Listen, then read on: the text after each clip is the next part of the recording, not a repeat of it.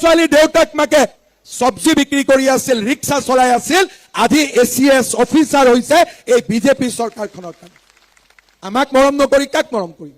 কালি যদি কাম নকৰো, কালি যদি 2 লাখ চাকৰি দিম বুলি নিদিওঁ, মহিলাসকলক 25,000 দিম বুলি নিদিওঁ, মোক গালিও পাৰিব। কিন্তু দিলে মৰম কৰিব নে নকৰিব? 10,000ও পালে আৰু 9,000ও পালে। এইবাৰ আমি আপোনালোকক 10,000 নিদিওঁ, এইবাৰ আমি আপোনালোকক 25,000 টকা দিম। কিমান দিম? কিমান দিম ডাঙৰ কৰি কওক? 25,000 টকা প্ৰতিগৰাকী মহিলাই পাব। আৰু ভগৱানে যদি মোক শক্তি দিয়ে, এইবাৰ কৈছিলো 10,000 দিম, দিলো 19,000, এইবাৰো কৈছো 25,000 দিম। ভগৱানে শক্তি দিলে কিজানি ইয়াতকৈ বেছি দিব পাৰো, হয় নে নহয়? অৰুণোদয় আঁচনি প্ৰত্যেক সমষ্টিতে আমি যদি আৰু 2-3 হাজাৰ অৰুণোদয় দি দিওঁ, তেতিয়াহ'লে সকলোৱে পাই যাব। আমাৰ চৰকাৰী চাকৰি ওলাব 2 লাখ, 25,000 ওলাব পুলিচত, 75,000 ওলাব স্কুল কলেজত, 1 লাখ ওলাব nurse, laboratory technician, grade 3, grade 4। কিন্তু ল'ৰা ছোৱালীয়ে যদি নাৰ্ছ নপঢ়ে, নাৰ্ছৰ চাকৰি ক'ৰ পৰা পাব? যদি ল'ৰা ছোৱালীয়ে BEd নপঢ়ে, শিক্ষকৰ চাকৰি কেনেকৈ পাব? দুখীয়া ঘৰৰ দেউতাক মাকে ইমান টকা ফিজ দি ল'ৰা ছোৱালীক পঢ়াব নোৱাৰে। নিযুত মইনা, নিযুত বাবু অকণমান কষ্ট কমিছে, কিন্তু এইবাৰ আমি 1 খোজ আগত যাব খুজিছো। এইবাৰ আমি সিদ্ধান্ত লৈছো যে ল'ৰা ছোৱালীৰ পঢ়ুৱাৰ দায়িত্ব সম্পূৰ্ণৰূপে চৰকাৰে ল'ব। দেউতাক মাকে টকা পইচা খৰচ কৰিব নালাগে। 2 লাখ চাকৰি, মহিলালৈ উদ্যমিতা, ৰেচনত মিঠাতেল, চাহ বাগিচাৰ শ্ৰমিকলৈ মাটি, ঘৰ, বাগিচাৰ মজদুৰি, আমাৰ প্ৰতিখন গাঁৱতে গৃহহীন লোকক ঘৰ আৰু ল'ৰা ছোৱালীৰ পঢ়ুৱাৰ দায়িত্ব। এই কাম আগতেও চৰকাৰবিলাকে কৰিব পাৰিলেহেঁতেন, কিন্তু তেওঁলোকে নকৰিলে। আজি তেওঁলোকক আমি ক'ব খুজিছো যে নহয়, ৰাইজৰ কাৰণে যদি আমি কাম কৰো, ৰাইজে আমাক আশীৰ্বাদ দিয়ে, ৰাইজে আমাক মৰম কৰে। আশীৰ্বাদ যাত্ৰাৰ সময়ত মই যেতিয়া বিভিন্ন জাগাত গৈছিলো, কিছুমান মানুহে মৰম কৰে আৰু কিছুমান মহিলাই মনতে ভাল পাই মোক চুমা খাই দিয়ে। তেতিয়া কংগ্ৰেছ বিলাকে কয় যে হিমন্ত বিশ্ব শৰ্মা কিয় চুমা খায়? আৰে মোক চুমা আইতাই খায়, মায়ে খায়, ভণ্টিয়ে খায়, বাইদেৱে খায়। কিয় খায়? কাৰণ তেওঁলোকৰ কাৰণে দিনে ৰাতিয়ে মই পৰিশ্ৰম কৰিছো। মই লুঙি ধুতিৰ ৰাজনীতি কৰা নাই। নিযুত মইনা, নিযুত বাবু যি ছোৱালী কলেজ ইউনিভাৰ্চিটিত নগ'লহেঁতেন, আজি আমাৰ চৰকাৰৰ কাৰণে সেই ল'ৰা ছোৱালী কলেজ ইউনিভাৰ্চিটিত গৈছে। যি ল'ৰা ছোৱালী দেউতাক মাকে চব্জি বিক্ৰী কৰি আছিল, ৰিক্সা চলাই আছিল, আজি ACS অফিচাৰ হৈছে এই বিজেপি চৰকাৰখনৰ কাৰণে। আমাক মৰম নকৰি কাক মৰম কৰিব? কালি যদি কাম নকৰো, কালি যদি 2 লাখ চাকৰি দিম বুলি নিদিওঁ, মহিলাসকলক 25,000 দিম বুলি নিদিওঁ, মোক গালিও পাৰিব। কিন্তু দিলে মৰম কৰিব নে নকৰিব?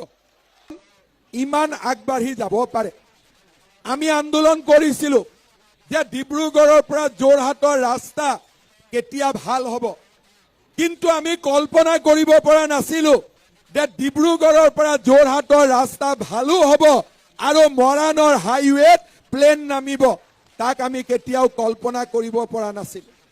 ব্ৰহ্মপুত্ৰৰ ওপৰত এখনৰ পিছত এখন নতুন ব্ৰিজ, কাজিৰঙাৰ ওপৰত 34 কিলোমিটাৰৰ ফ্লাইঅভাৰ, গহপুৰ আৰু নুমলীগড়ৰ মাজত ব্ৰহ্মপুত্ৰৰ গহ্বৰেদি ৰেল আৰু গাড়ী যোৱাৰ ব্যৱস্থা আমি অসমীয়াই তাক কল্পনাও কৰিব পৰা নাছিলো। মই যেতিয়া যোৱা নিৰ্বাচনৰ সময়ত মই ৰাইজক কৈছিলো, ৰাইজ বিজেপি দলক ভোট দিয়ক, আমি 1 লাখ ল'ৰা ছোৱালীক চৰকাৰী চাকৰি দিম। মানুহে মোক হাঁহিছিলে যে ই ক'ৰ পৰা ওলালে, 1 লাখ চাকৰি দিব, মিটিঙত মিছা কথা ক'ব, চৰকাৰৰ দৰমহা দিব পইচা নাই, চৰকাৰে ধাৰত পোত গৈ আছে, 1 লাখ চাকৰি ক'ৰ পৰা দিব? মই একো কোৱা নাছিলো, কাৰণ মই বিশ্বাস কৰোঁ টেলিভিশ্যনত যুক্তি তৰ্ক কৰিলে আমি আমাৰ উদ্দেশ্যত উপনীত হ'ব নোৱাৰো। আমি কাম কৰিব লাগিব, নিষ্ঠাৰে সৈতে কাম কৰিব লাগিব, আৰু আমি যদি কাম কৰোঁ আমি আমাৰ লক্ষ্যত উপনীত হ'ব পাৰিম। শ্ৰদ্ধাৰ ৰাইজ, মই অসমৰ ৰাইজক কৈছিলোঁ আমাৰ চৰকাৰ আহক, আমি 1 লাখ চৰকাৰী চাকৰি দিম।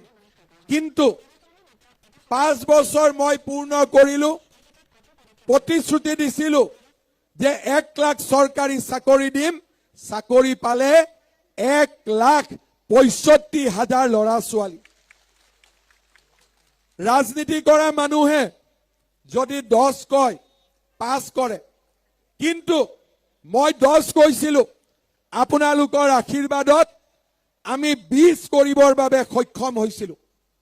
শ্ৰদ্ধাৰ ৰাইজ, কংগ্ৰেছৰ চৰকাৰ আমি দেখিছিলোঁ এটা অংগনবাদী কেন্দ্ৰৰ চাকৰিৰ কাৰণে 2 লাখ টকা, আশা কৰ্মীৰ চাকৰিৰ কাৰণে 1 লাখ টকা, মিড ডে মিল ৱৰ্কাৰৰ চাকৰিৰ বাবেও 50,000 টকা, ACS APSৰ চাকৰিৰ বাবে 1 কোটি টকা। আজি আমি 1,65,000 ল'ৰা ছোৱালীক চাকৰি দিলো। আমি তামোল এখনো কাৰোৰ পৰা খোৱা নাই, তামোল এখনো কাৰোৰ পৰা খোৱা নাই। আৰু এই সাহস, এই সৎ সাহস মোৰ আছে কাৰণে মই মানুহৰ আগত কওঁ যে ৰাইজ, অসমে আকাশ চুব পাৰে, অসমে আকাশ চুব পাৰে। 10,000ও পালে আৰু 9,000ও পালে। এইবাৰ আমি আপোনালোকক 10,000 নিদিওঁ, এইবাৰ আমি আপোনালোকক 25,000 টকা দিম। কিমান দিম? কিমান দিম ডাঙৰ কৰি কওক? 25,000 টকা প্ৰতিগৰাকী মহিলাই পাব। আৰু ভগৱানে যদি মোক শক্তি দিয়ে, এইবাৰ কৈছিলোঁ 10,000 দিম, দিলো 19,000, এইবাৰো কৈছোঁ 25,000 দিম। ভগৱানে শক্তি দিলে কিজানি ইয়াতকৈ বেছি দিব পাৰোঁ, হয়নে নহয়? অৰুণোদয় আঁচনি প্ৰত্যেক সমষ্টিতে আমি যদি আৰু 2-3 হাজাৰ অৰুণোদয় দি দিওঁ, তেতিয়াহ'লে সকলোৱে পাই যাব। আমাৰ চৰকাৰী চাকৰি ওলাব 2 লাখ, 25,000 ওলাব পুলিচত, 75,000 ওলাব স্কুল কলেজত, 1 লাখ ওলাব nurse, laboratory technician, grade 3, grade 4। কিন্তু ল'ৰা ছোৱালীয়ে যদি নাৰ্ছ নপঢ়ে, নাৰ্ছৰ চাকৰি ক'ৰ পৰা পাব? যদি ল'ৰা ছোৱালীয়ে BEd নপঢ়ে, শিক্ষকৰ চাকৰি কেনেকৈ পাব? দুখীয়া ঘৰৰ দেউতাক মাকে ইমান টকা ফিজ দি ল'ৰা ছোৱালীক পঢ়াব নোৱাৰে। নিযুত মইনা, নিযুত বাবু অকণমান কষ্ট কমিছে, কিন্তু এইবাৰ আমি 1 খোজ আগত যাব খুজিছোঁ। এইবাৰ আমি সিদ্ধান্ত লৈছোঁ যে ল'ৰা ছোৱালীৰ পঢ়ুৱাৰ দায়িত্ব সম্পূৰ্ণৰূপে চৰকাৰে ল'ব। দেউতাক মাকে টকা পইচা খৰচ কৰিব নালাগে। 2 লাখ চাকৰি, মহিলালৈ উদ্যমিতা, ৰেচনত মিঠাতেল, চাহ বাগিচাৰ শ্ৰমিকলৈ মাটি, ঘৰ, বাগিচাৰ মজদুৰি, আমাৰ প্ৰতিখন গাঁৱতে গৃহহীন লোকক ঘৰ আৰু ল'ৰা ছোৱালীৰ পঢ়ুৱাৰ দায়িত্ব। এই কাম আগতেও চৰকাৰবিলাকে কৰিব পাৰিলেহেঁতেন, কিন্তু তেওঁলোকে নকৰিলে। আজি তেওঁলোকক আমি ক'ব খুজিছোঁ যে নহয়, ৰাইজৰ কাৰণে যদি আমি কাম কৰোঁ, ৰাইজে আমাক আশীৰ্বাদ দিয়ে, ৰাইজে আমাক মৰম কৰে। আশীৰ্বাদ যাত্ৰাৰ সময়ত মই যেতিয়া বিভিন্ন জাগাত গৈছিলোঁ, কিছুমান মানুহে মৰম কৰে আৰু কিছুমান মহিলাই মনতে ভাল পাই মোক চুমা খাই দিয়ে। তেতিয়া কংগ্ৰেছবিলাকে কয় যে হিমন্ত বিশ্ব শৰ্মা কিয় চুমা খায়?